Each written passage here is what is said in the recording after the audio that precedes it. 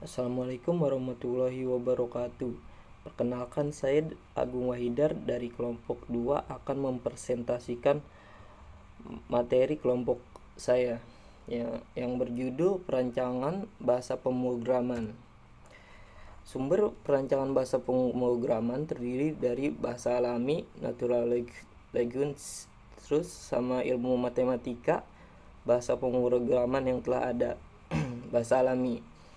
Bahasa alami, konstruksi yang digunakan dari bahasa alami karena bahasa alami dapat digunakan sebagai panduan untuk perancangan sintaks.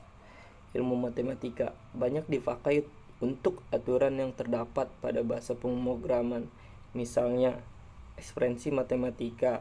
Nah, yang ketiga ada bahasa pemrograman yang telah ada. Bisa menjadi sumber yang bagus untuk perancangan bahasa pemrograman, tetapi perlu ketelitian saat menggunakannya karena bahasa tersebut mungkin mengandung masalah yang serius. Contohnya Goto. Tujuan perencanaan bahasa pemrograman komunikasi dengan manusia yang pertama. Yang kedua ada pencegahan dan deteksi kesalahan. Yang ketiga ada usability atau mudah dipahami lah. Yang keempat ada aktivitas pemrograman. Yang kelima ada compatibility, tidak terlalu kompleks. Yang keenam ada efisiensi. Yang ketujuh ada match independent, tetapi tidak tergantung pada suatu mesin. Yang kedelapan ada kesederhanaan. Yang kesembilan ada onfity, mengajarkan hal yang sama dengan cara yang sama. Yang ke-9 ada relasi dan spesialisis. Nah, detail perancangan itu terdiri dari motor struktur. Terus ada yang kedua itu struktur ekspresi, struktur data, struktur kontrol, struktur kompilasi, struktur 1 min atau 0. Struktur evensi, salah satu topik berhubungan dengan evensi. Urutan dari evaluasinya, metode yang biasa dipergunakan untuk membentuknya berdasarkan pada dua tingkatan sebagai berikut. Nah, expensive bracketing menggunakan karakter seperti untuk membatasi ekspresi. Operator bitting beberapa pengguna dapat dibinding dari kiri ke kanan, dari kanan ke kiri, dan berdasarkan prioritas.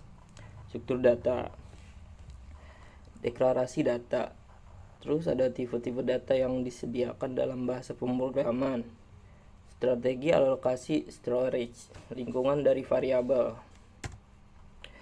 Struktur data, deklarasi data. Konstanta, berguna untuk menuliskan konstanta untuk berbagai tipe data. Contohnya cons P sama dengan 22/7. Pendeklarasian tipe data atau dalam struktur interaksi yang lebih kompleks akan mempermudah penulisan dan readability. Ada variabel, contohnya var, a, b, c, dan integral. Struktur data atau tipe data sederhana, tipe data dasar gabungan terdiri dari array dan records, kompleks, tree, stack, dan queue. Struktur data, strategi alokasi storage, alokasi lokal, dinamis dan otomatis. Storage reduced, retention tidak banyak digunakan. Struktur data lingkup dari variabel, batasan untuk mengurangi kompleksibilitas sistem. Banyak digunakan pembatasan interaksi antara segmen yang berbeda. Misalnya, penggunaan begin end untuk memulai suatu prosedur atau suatu algoritma. Yang keempat ada struktur kontrol, begin end, if.